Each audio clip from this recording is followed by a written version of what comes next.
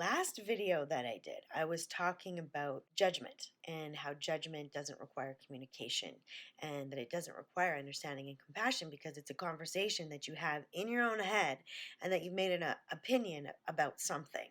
And if you want to get to a place of more compassionate understanding, and just have an informed opinion, that you need to actually be able to talk to people and to try to see their point of view. And it's not to say, again, to reiterate, that if someone does something to you that's not right, and it has nothing to do with abuse or crimes or that kind of thing. I'm just talking about everyday judgments that people will make, whether it's about their weight, their clothing, their job, their employment, school, like those kind of things. That's kind of thing. Because people tend to have a lot of opinions on things without having a conversation with people. So I talked a little bit too about resentment, and I talked about how I had discovered that I had been holding on to some resentment towards someone that I needed to have a conversation with. And I didn't even know that I was holding on to that resentment. What I wanted to touch on a little bit more today is how that resentment was preventing me from having gratitude. And I think that there's so many catchphrases nowadays that, we want to live our bliss, our best life, what are some of the other ones? I don't know. I have a whole list sometimes, but gratitude is something too that, and we often look at gratitude, or we see memes or posts or articles that say, we should get up every day and be grateful for what we have. And I'm not disagreeing with that at all. I think it's really good to be grateful for what you have because we can get into a cycle of resentment about things or just into a negative mindset if we feel like things can't change. And I think it's really good to be grateful. I do believe sometimes that with any positive thing, we can also make it a false positive, which is if we're holding on to things like resentment, for example, um, it makes it harder to be truly grateful for what we have. And my example would be like one day I woke up and I was just grumpy. And I thought, wow, I didn't feel like this the night before. I was feeling really good and I was feeling grateful for things and with the direction my life was going. But I woke up and I was feeling grumpy and kind of resentful that I had to get up and do something. And I thought, I had already said to myself how much I enjoyed doing this. So why am I resenting doing something that I enjoyed? So instead of saying to myself, oh, let's not feel that emotion, let's just be grateful for everything, I actually paused. And instead of listing all the things I was grateful for, I went, all right, I asked myself, why do I feel resentful? What is it that I feel resentful for?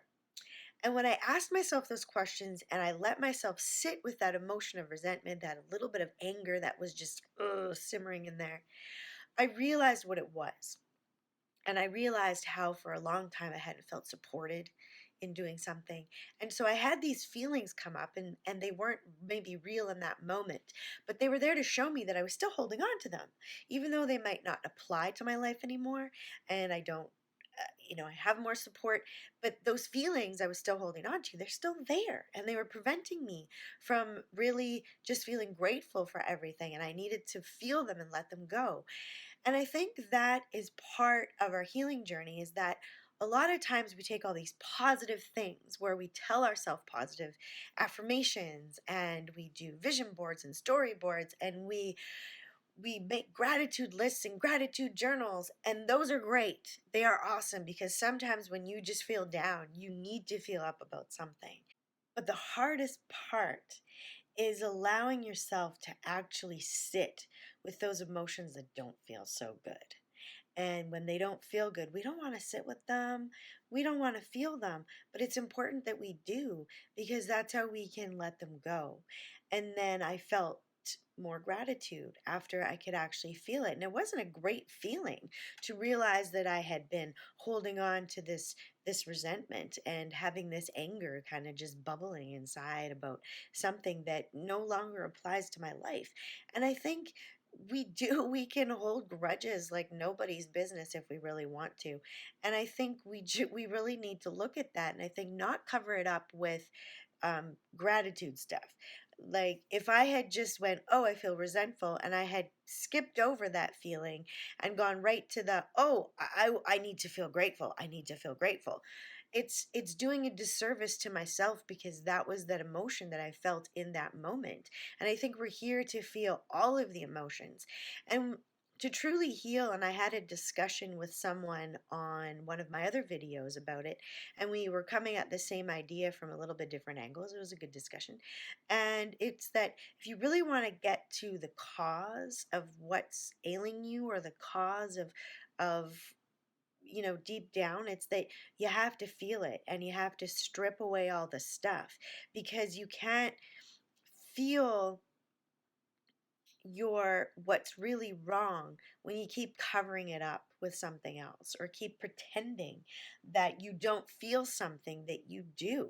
And a lot of us, because we don't want to be negative people, we don't want to be, you know like that, so we try so hard to pretend that we don't have these emotions, but we all do. We all feel angry sometimes, we all feel sad. And if you really want to get to that part, you have to, deep down inside yourself, is you have to figure out, well, why did I wake up feeling like that today? Why did this come up today? And it takes a lot of vigilance to ask yourself those questions, because it can be easy to, like, whitewash it with something positive and start. And I did that for a long time, where I would feel something negative and I'd be like, positive, positive, positive. And it took me a while to feel comfortable feeling the things that I had been told were not good to feel and I shouldn't feel them. So I'm going to leave you with that, to ponder that, because I do feel that's important to acknowledge all of the things that we feel, not just the good stuff. We want to have the good stuff, but to really not be swinging back and forth between, this emotion and this emotion and this one, and to be more in the middle. You have to allow yourself to sit with feelings that don't feel so good, and not always talk yourself out of them. You just need to sit with it. And I will share more again about another experience that I had, dealing with a different emotion, another time. Thank you.